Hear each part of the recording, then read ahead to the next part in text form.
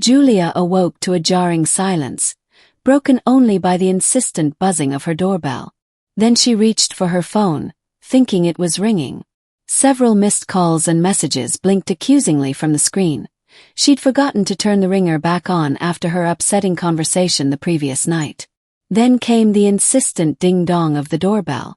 Groggy and hungover despite an almost full night's sleep, Julia dragged herself from the bed. It was 10 a.m. She could have used more rest. "Who is it?" she mumbled, yawning into the intercom. "It's Philip. Thank God you're okay. Please let me in." His voice, laced with urgency, pierced through the lingering fog of her hangover. "Okay. Come in."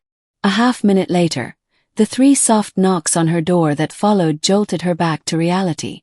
She glanced down at herself. Still in the jeans and white top from yesterday, she'd fallen asleep fully clothed. "One moment," she called, hastily shedding her clothes and pulling on a pair of pajamas. A quick trip to the bathroom for mouthwash, a dab of powder to her face, and she felt slightly more presentable. She opened the door a crack. "What do you want, Philip?" she asked, her tone guarded. "Julia, we need to talk. Please let me in." Julia stared at the floor, then slowly opened the door fully. The lock hadn't been engaged, the security chain untouched. "Thank you," Philip said, stepping inside, depositing his suitcase beside the door. "By the way, why isn't your door locked?" he asked, a mixture of concern and reproach in his voice. "I guess I forgot," she replied, her voice flat. "In a neighborhood like this, you should pay more attention." "Okay, Dad," Julia muttered a little disrespectfully, slumping onto the sofa, her eyes finally landing on the suitcase. He'd come straight from the train. Philip stood by the door, still in his coat, hesitant to cross the threshold with his shoes on. He looked at her, concern etched on his face. "I called you at least 1,000 times yesterday and sent several messages. Why didn't you answer? Long night." His tone was a mix of worry and something akin to playful accusation. "Haha. Very funny, Mr. Don Juan," she retorted, switching on the television. Her voice laced with a weary sarcasm that didn't quite mask her vulnerability. "What are you talking about? Agnes, right?" His voice held a note of strained patience. "Oh, at least I know her name now. And what was she like? Did you work on her hard too, like on me?" The cynical question hung in the air.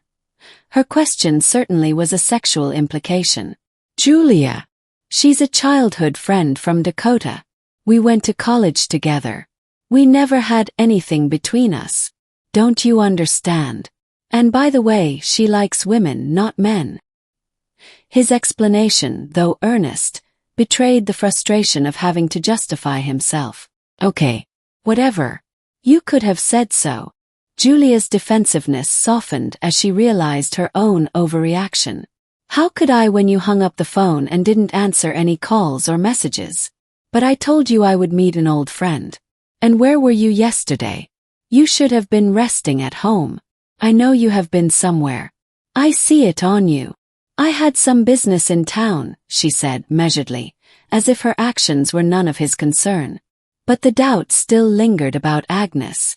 "What kind of business?" "I can imagine. Have you been using again? And what the fuck, David?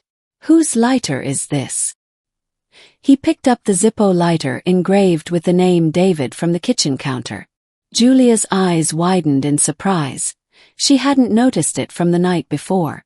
"Well, it's a friend's," she whispered, avoiding his gaze, her fingers nervously tracing the remote controller's buttons.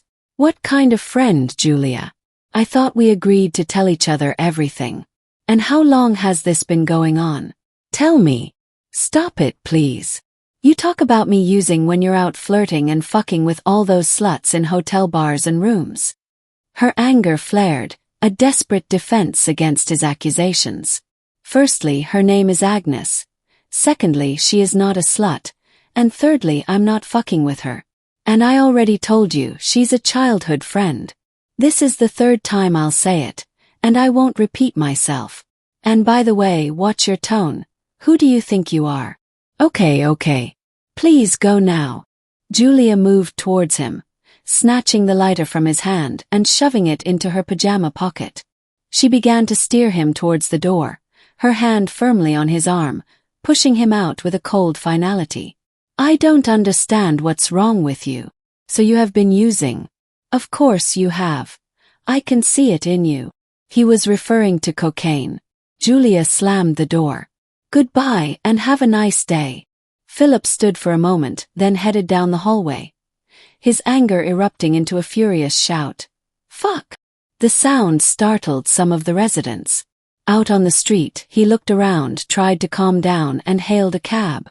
As he packed his heavy suitcase into the cab, his heart was even heavier than that, filled with anger, disappointment, and fear.